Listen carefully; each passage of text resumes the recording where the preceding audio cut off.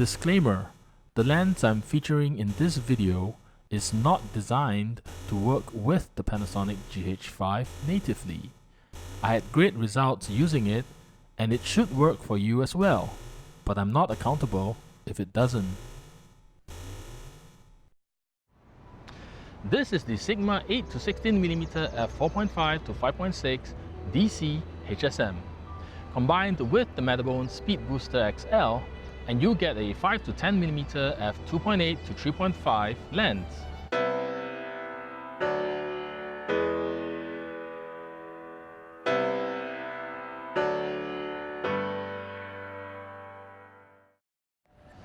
But before you get too excited, I must tell you that there are a few caveats when using this lens.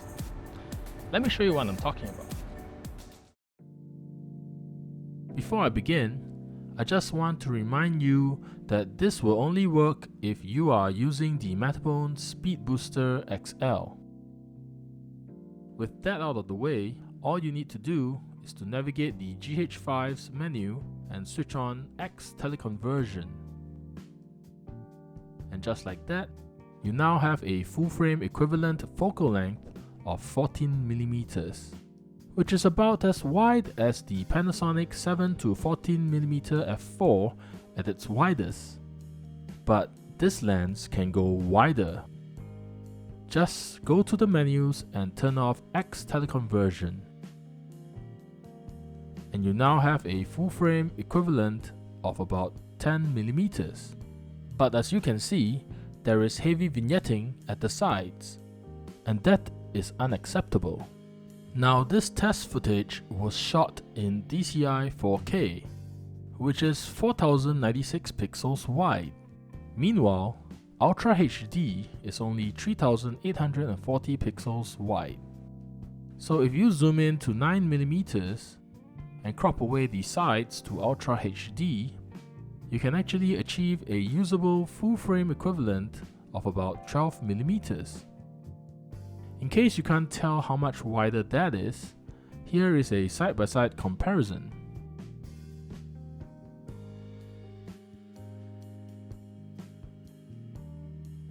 Oh, and you'll be happy to know that if you mount the Rode VideoMic Pro Plus on the GH5 while using this lens, it won't appear in the shot. Now, some of you might be wondering, what about still images? Unfortunately, this lens vignettes throughout the entire zoom range, with the widest angle having the worst of it all, which is kind of expected as it was not designed to work with the Speedbooster XL.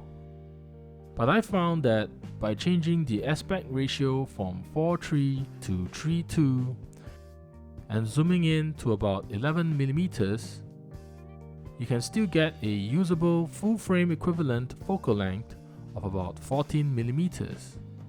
It's not perfect, but I think it's worth the compromise, because this lens is super sharp.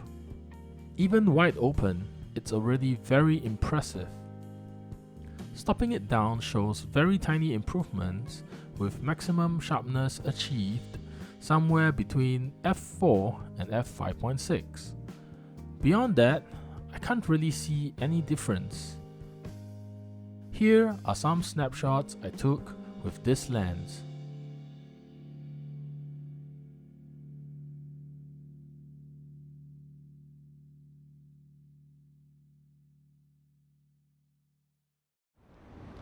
So here's what I think about the Sigma 8-16mm f4.5-5.6 DC HSM.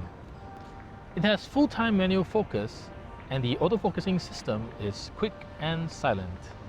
It retails at an affordable price of $700 US, and there are plenty of used ones available online. I got mine used for 400 Singapore dollars. That's under $300 US. Now, I understand that working around the limitations of this lens can be annoying, but it's something I believe one could get used to. And there is currently no other lens available that can give you a full-frame equivalent of 12mm on the GH5. So if you want this crazy wide angle, then I'm afraid you just have to deal with it. Until next time, see ya.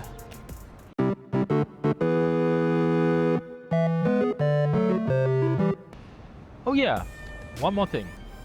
Due to the bulbous front element, you cannot simply just screw on filters onto this lens. So if you need to use filters, then your only option is to get one of those third-party mounting systems that takes square filters. If you use filters often enough, you'll probably know what I'm talking about. So yeah.